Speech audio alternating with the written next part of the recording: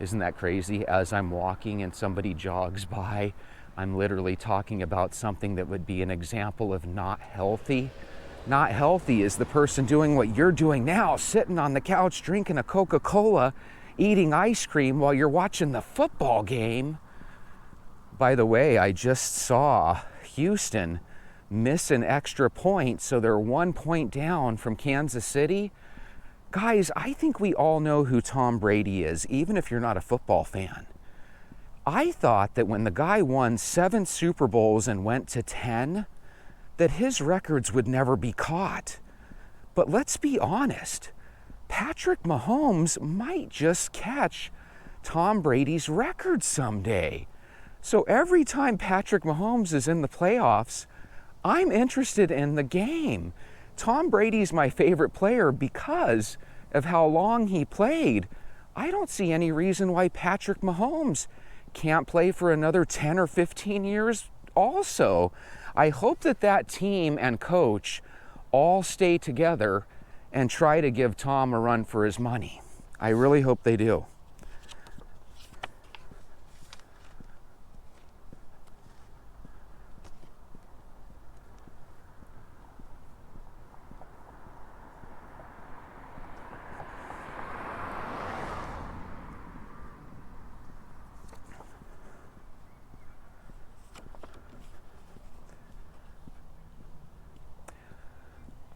Moji Draws says, when I was 25 pounds overweight, I was extremely depressed and wanted to unalive myself. That's not healthy. Why are we advocating unhealthy lifestyles? This is wild.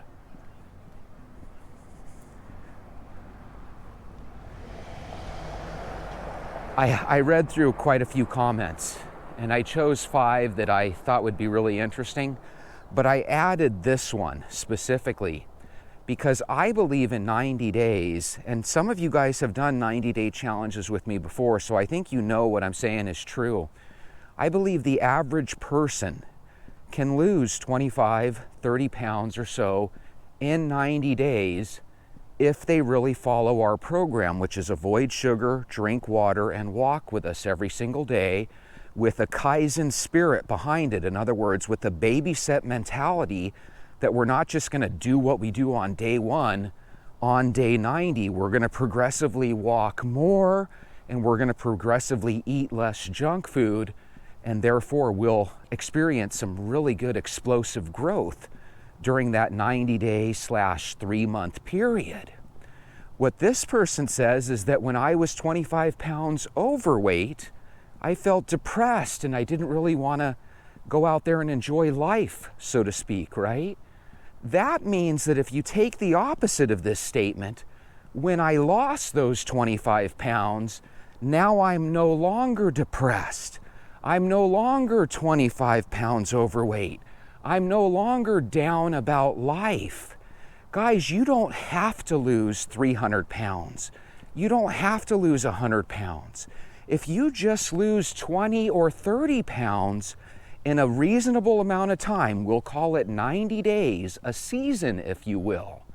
If we can do that together as a team, we can lift ourselves up when the world seems to be going out of its way to drag us and pull us down. Can I get an amen?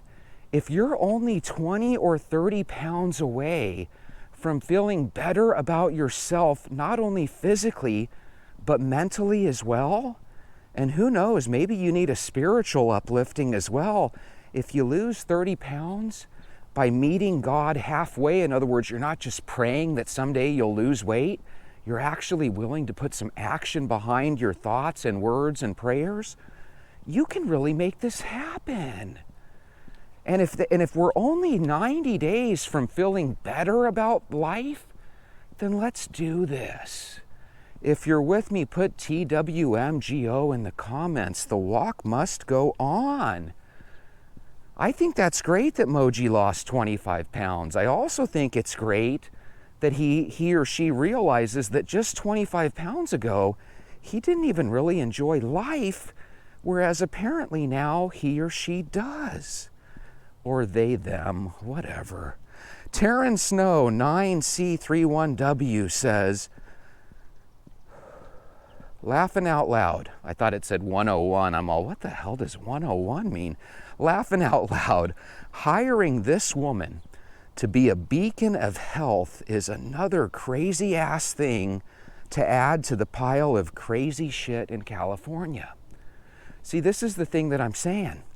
When I was growing up in the 80s and 90s, just like many of you, we saw California from that song's point of view. I love LA, right? We've all heard that song a million times. LA used to be the bastion of all that was cool. But now when I think of LA, I think of Diddy parties. I think of people that don't have water running through the fire hydrants. I think of all the pollution and graffiti all over the freeways. I think of taxes and prices that are so exorbitant, they're ridiculous.